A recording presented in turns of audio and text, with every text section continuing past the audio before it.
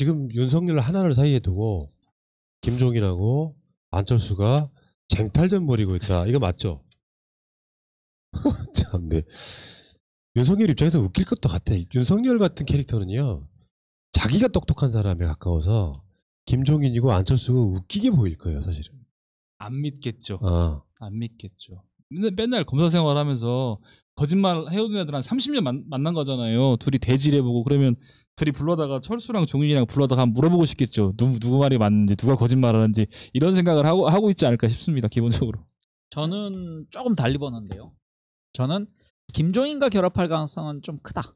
하지만 국민의힘에는 들어가지 않을 것이다. 그러니까 김종인도 다시 지금의 상태에서 국민의힘에 들어갈 생각 없을 것 같고 오히려 외부에서 윤석열의 맷집을 좀 키워서 몸값을 좀 키워서 오히려 국민의힘을 흡수하는 전략을 쓰지 않을까. 근데 여기서 지금 윤석열을 영입하려는 안철수가 윤석열을 영입해서 마치 같이 동맹 형태를 만들고 국민의힘에서 대표 자리를 노리는 쪽으로 아니면 가서 뭐 대표가 되든 나도 레이스를 뛰든. 근데 아마 안철수가 윤석열과 동맹을 한다면 나중에 아마 정리를 좀 할 수 있거든요. 당신이 대권하고 나는 국민의힘 당권을 맡고 등등으로 그런 꿈을 꾸고 있고 여기에 권은희가 우리는 윤석열과 대단히 친하다라는 여러 풍선을 띄우고 있는데 저는 다 동상이몽이라고 생각하고요. 그래서 제가 내린 시나리오는 윤석열은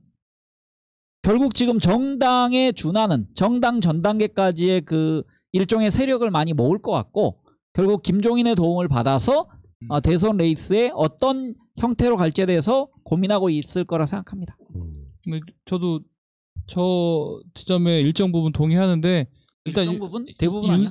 윤석열은 정말 고민이 많을 것이다. 첫째로 김종인이라고 손을 잡으려고 생각할 수도 있는데 저는 본능적으로 잘 안 될 것 같아요. 왜냐하면 평생 검사하면서 누구 말을 들어보지 않았을 것 같거든요. 박근혜 대통령 탄핵 관련 수사할 때도 보면 특정하게 누구 말을 들으려고를 하진 않는 어떤 그런 자기 원칙 나름대로 있기 때문에 누구 말을 듣기가 어려워서 김종인한테 가기 좀 어려울 것 같고. 근데 그다음에 안철수 관련해서는 맨날 혼자서 당 깨고 만들고 정치 제대로 못하는 것 같은데 안철수는 내가 제3지대로 좀 해봤어. 그러니까 나랑 같이 하자 얘기를 하는데 그냥 뭐 같이 이렇게 뭐 좀 이렇게 동급으로 가는 것 관련해서도 기분 나쁠 것 같고 배울 것도 없을 것 같아서 그쪽은 좀 별로 고민 안 할 것 같고 국민의힘 같은 경우는 돈과 조직이 있는 거에 대해서는 동의하지만 내가 저기로 갈 명분이 있을까라고 고민을 하기 때문에 그래도 김종인으로 귀의할 확률이 더 높다 이런 생각을 하면서 근데 좀 힘든 것은 김종인한테 내가 말을 들어야 돼? 저 영감탱이한테 별것도 없는 것 같은데 이런 지점에서 고민이 있지 않을까 싶습니다. 오히려 김종인의 나이 때문에 같이 저는 동의할 가능성이 크다고 생각합니다. 왜냐하면은 거의 자연 연령으로 봤을 때는 이제 1, 2년 정도만 사회생활 하고 더 이상 못할 가능성이 크거든요. 그리고 요즘 윤석열이 뭐 하고 있냐면은 각 분야의 전문가 자기 뭐 초등학교, 중학교, 대학교, 고등학교 뭐 동기들 중심으로 지금 레슨 받고 있다고 하거든요. 그러니까 뭐 경제 분야, 외교 분야 등등의 레슨을 받고 있는데 그럼 정치 분야 분명 참모도 있습니다. 지금 상황에서는. 그러면은 나중에 어떤 형태의 내가 틀 속에서 대선에 갈 건지 그러니까 정당에 가입할 건지 정당을 만들 건지 아니면 제3지대에 있을 건지 등등으로 고민할 때 저는 그래도 대외적 상징물로는 김종인과 손잡을 가능성이 지금 정치권 인사 중에서는 제일 크다고 생각합니다. 근데 둘 다 지금 그러니까 김종인이든 안철수든 둘 다 몸이 윤석열이 몸달아 있는 게 아니라 두 사람이 몸달아 있는 게 보이는 게 어쨌든 이 두 사람은 모두 윤석열을 따로 만났었다라고 얘기했었잖아요. 그 전에 안철수도 마찬가지고 김종인도 윤석열을 따로 만났었다라고 말을 했는데 그러면 그때 당시에 만났었을 때 윤석열이 이 두 사람에 대해서 별로 호감을 못 느낀 것이 아닌가.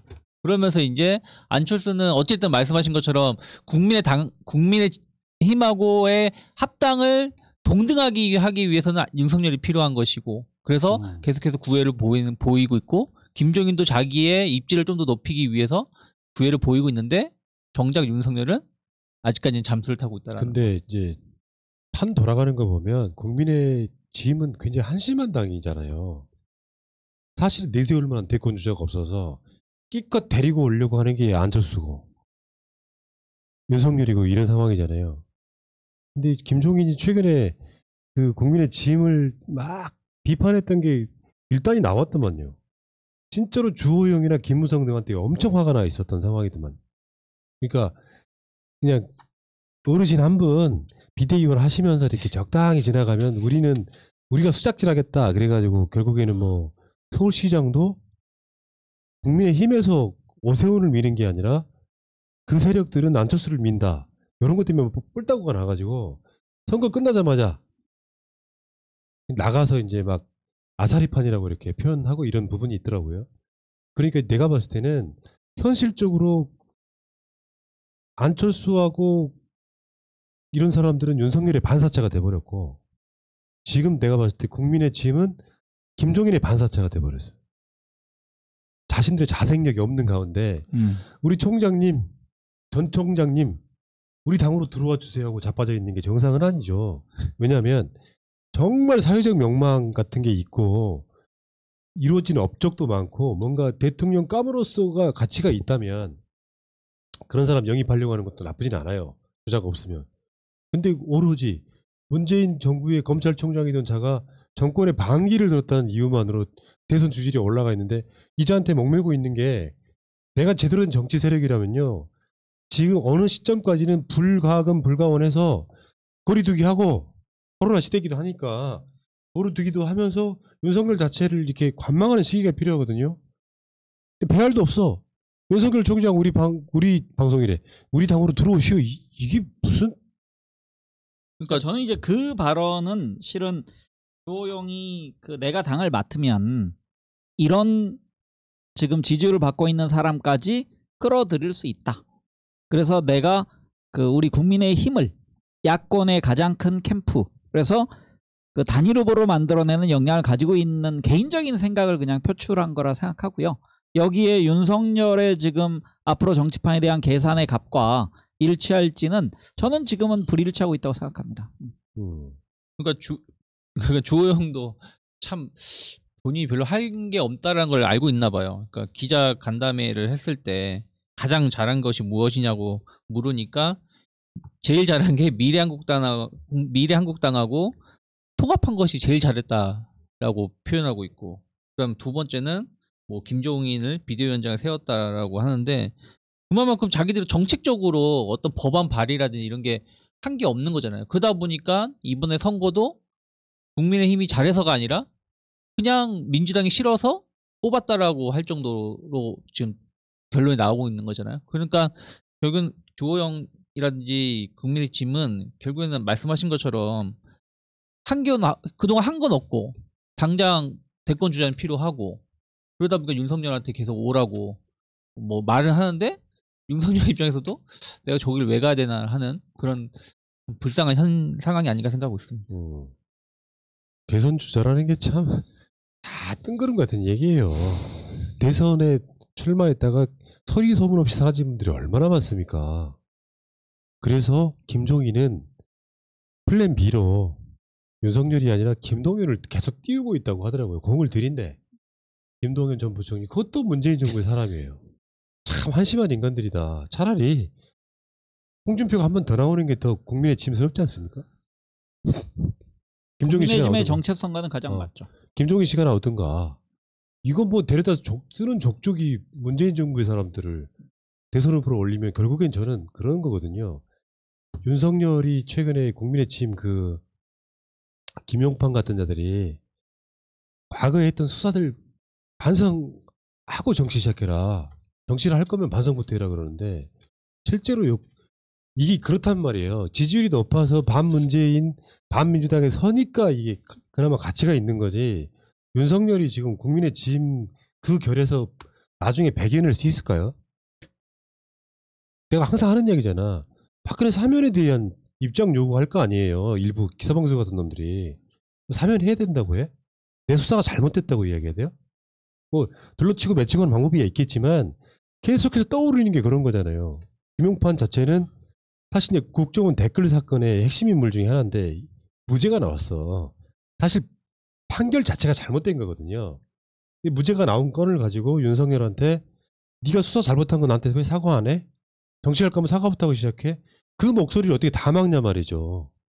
저는 김용판의 목소리는 과연 본인의 의지일까 아니면은 여기에 누구의 힘이 실려 있을까 그러면은 실은 홍준표와 좀 결부돼 있다고 생각합니다. 그러니까 홍준표가 직접적으로 윤석열을 공격하는 것보다는 김용판을 시켜서 공격하는 게 그럴 수 있죠. 홍준표가 이제 판을 만드는, 왜냐면은 어차피 경쟁은 홍준표 입장에서는 이번이 마지막 대권 도전 기회라고 생각하고 윤석열이 가장 커 보이기 때문에 윤석열을 무너뜨리면 내가 국민의힘 후보로 어쨌든 어려운 과정을 거쳐서 선출될 것이고, 그러면 이번에 1대1 싸움을 한다면 내가 가능성이 있다라고 생각하고, 아마 윤석열에 대한 공격의 많은 부분이 이렇게 김용판이 이번에 스타트한 거고 내부에서 이제 분출될 것으로 생각합니다.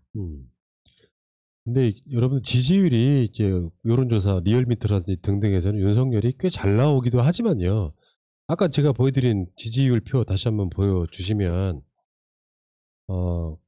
결국에는 대선은 보궐선거랑 급이 다른 거예요. 5년짜리 대한민국 전체를 끌어갈 지도자를 뽑는 거란 말이에요.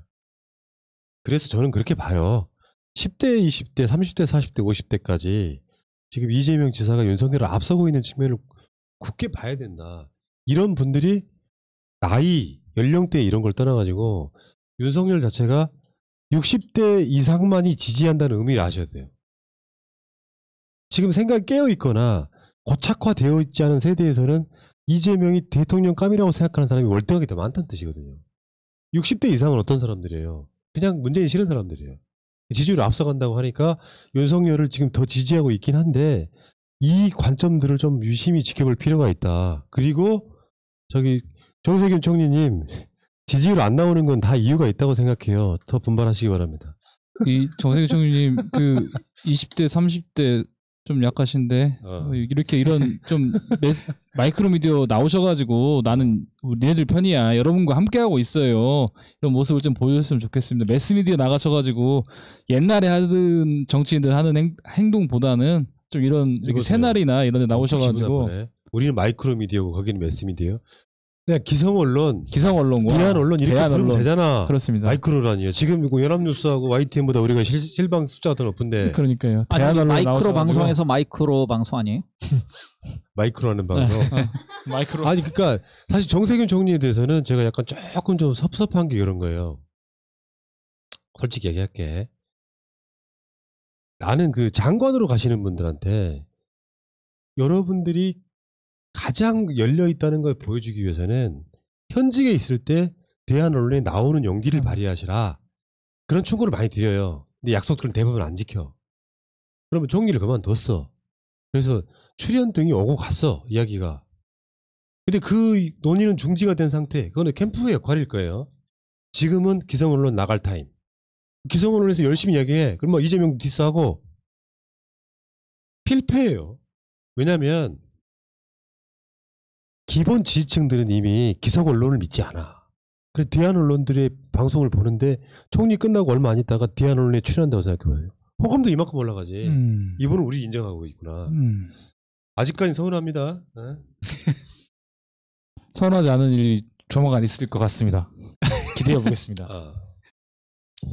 자, 오늘 방송 여기까지.